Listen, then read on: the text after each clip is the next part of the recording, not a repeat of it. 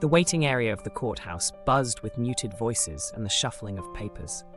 Maya sat quietly on one of the hard, uncomfortable benches, her arms protectively wrapped around her rounded belly. At 7 months pregnant, she looked undeniably weary, her swollen ankles a silent testament to the long day ahead. But her posture radiated quiet strength. She wasn't here for herself. She was here for family. Her younger sister, Priya, was scheduled to appear before the judge today, facing a petty theft charge that reeked of injustice. Priya swore up and down she'd been falsely accused, and Maya believed her. It wasn't just blind family loyalty. Maya had spent her life standing up for what was right. Organizing food drives, helping families pay overdue bills, and hosting community forums to hold local leaders accountable were her calling.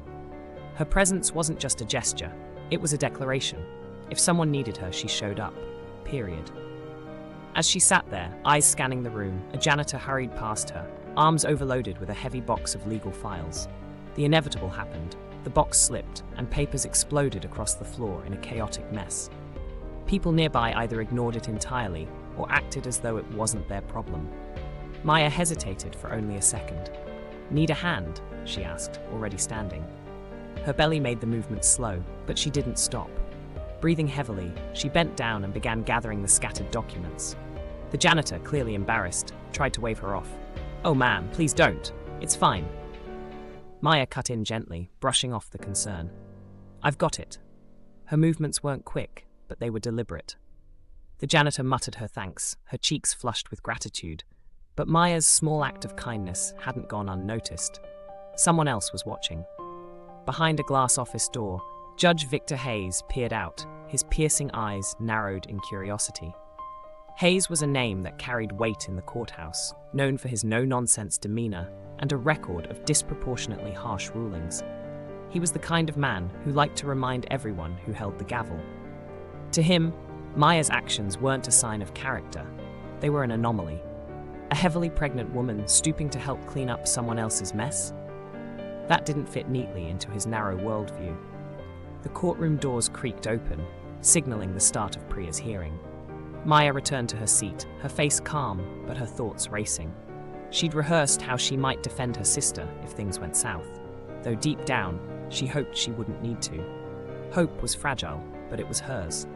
When Priya's case was called, the sisters exchanged a look, steady and reassuring. Maya silently mouthed, "You've got this," as Priya walked forward. The judge settled into his seat, his expression as sharp as a blade. Hayes wasted no time delivering his brand of condescension. "Another member of the same family in my courtroom," he began, his tone dripping with disdain. "It seems trouble runs in your bloodline." The words hit Maya like a slap. She wanted to speak, but she held back, knowing full well what kind of man she was dealing with. Hayes's eyes darted to her briefly, as if daring her to challenge him. But then he did the unthinkable. "You," he said, pointing at Maya, "stand up." Confused murmurs rippled through the room. Maya hesitated. "Excuse me?" she asked, her voice steady despite the knot forming in her throat. "If you've got the energy to play the Good Samaritan in my courthouse," Hayes sneered, "you've got the energy for a little exercise. 50 push-ups, right here, right now. Let's see just how strong you are." The room fell into an eerie silence, broken only by the sound of Priya's sharp gasp. Every eye was on Maya. She looked at the judge, disbelief etched across her face. Did he truly think this was acceptable? Did he even care that she was 7 months pregnant? "Sir, with all due respect, I can't," she began. "You will," he cut her off, "or I'll hold you in contempt. Your choice." The humiliation hit her like a wave. People whispered in hushed tones around her, their judgment pressing down like a weight on her chest. Maya's hands trembled as she slowly lowered herself to the ground. She could feel her baby shift inside her as she knelt, the pressure on her body unbearable. But she wasn't just carrying her child. She was carrying every ounce of injustice she'd ever fought against. She placed her palms on the cold floor and braced herself. The first push-up was agony. Maya's arms shook as she pressed against the cold floor, her belly making every movement feel impossible. A sharp pain shot through her back, but she forced herself upward, sweat already pooling on her brow. Around her, the courtroom buzzed. Some whispered in shock, others watched with cruel indifference. Priya couldn't stay silent. "This is illegal. She's pregnant. You can't do this," she shouted, her voice cracking.